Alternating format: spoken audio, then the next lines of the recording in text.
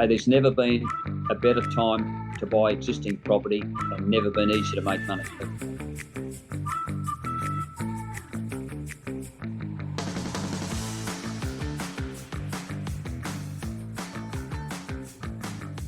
A good friend of mine, a unit he was buying at New Farm, construction costs went from 24 million to 48 million.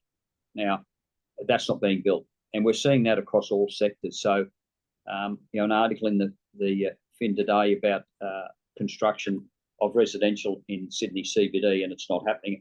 And they just can't afford to build it. And it's not only the cost of your bricks and mortar and concrete, but the labour practices we have here in Queensland particularly, and I think now we're getting into the other states. One of the major construction sites here in the city, they work 5 days in January. Now, I know there's public holidays in January, but developers that I know very well, when they finish their current projects, residential, no more. So we've got a critical shortage of accommodation, and it can only get worse. In the next couple of years, it'll be far, far worse. And the government talks about, what they're going to do for residential, but that's not going to help.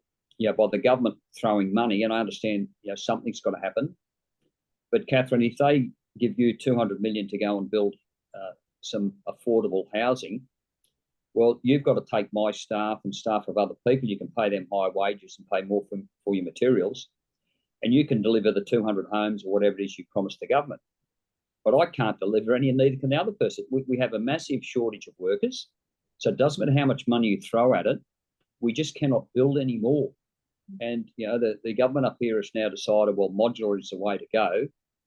Well, the concept's good, but you take 200 tradies or subbies from the suburbs and put them in a factory.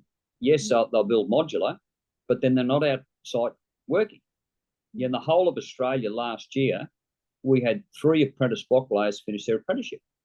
Average age is 60. On the I think it was Monday morning. There's a report come out on universities, and they want to cut the HECS and make free university free to everyone, and they want 8 out of every 10 workers by 2050 to have a tertiary education. Well, who's going to work in the shops? Who's building the houses? Who's fixing the cars? Like that, it's just absolute ridiculous. It is, and they want to do housing. Well, you need bricklayers, you need carpenters, you need plasterers, you need painters, you need electricians. And they're very, very highly paid professions, but because it's not sitting in a university, that they want to look down on it. Now, I've got off the track of vacancies, but it all gets back into we're not building much more, and we can't build much more. We bought Caneland Shopping Centre in Mackay, December 2022. We paid 280 million. To replace that centre is 700 million. There's a lot of shopping, what I would call the Westfield type regional shopping centre. I just don't think we'll ever get those built again. Your David Jones and Myers that you need, along with the Woolies and a Coles and a Kmart, Target, Big W, and then 200-300 specialties. You need those big department stores to pull the crowds in. Well, I don't know the last department store that Myer or David Jones did. It wouldn't have been the last decade, and they're struggling. I think they've probably turned the corner. The Myer we have up in Mackay, that's going extremely well, but they won't build any more. So it's it comes back, the opportunities this year to buy established property, whether it's residential, retail, industrial, or commercial office. You've just got to look for the right property and make sure it's fit for purpose and tenants want to go there. And you just won't be able to replace those. Your tenants in offices are going to be much more sticky. If you were to take a 10-year lease and you get 50% incentive, you can use all that money to do your fit out.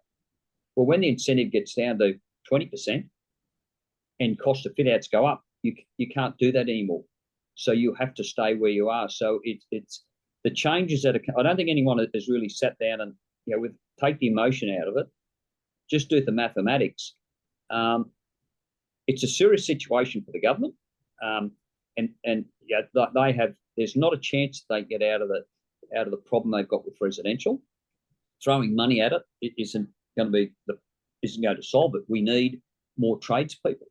But the problem is we've got nowhere for them to live, so it's a bit of a circular argument. Hence why we're bringing modular in from overseas. But hey, there's never been a better time to buy existing property and never been easier to make money, let me tell you.